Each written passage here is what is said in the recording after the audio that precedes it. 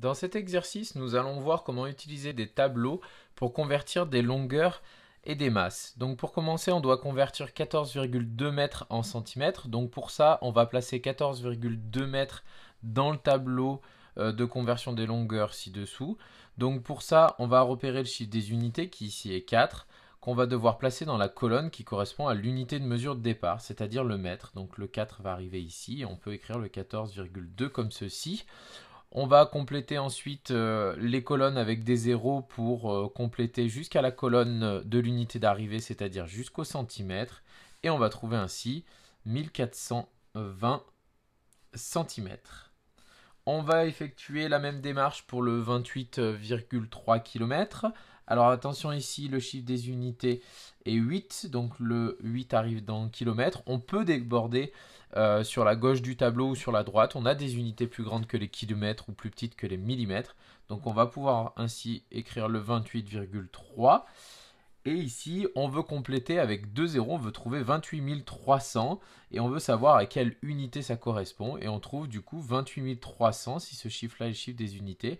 Les unités ici, c'est les mètres, donc ça donne 28 300 mètres.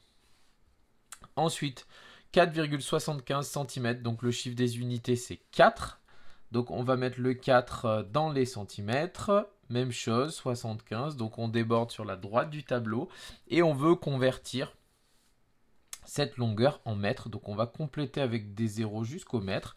Le chiffre des unités à l'arrivée doit être le chiffre des mètres. Donc on va placer notre virgule ici pour trouver 0,0475 mètres. Attention à bien déplacer la virgule, sinon on a seulement à rajouter des zéros inutiles et l'unité reste le centimètre.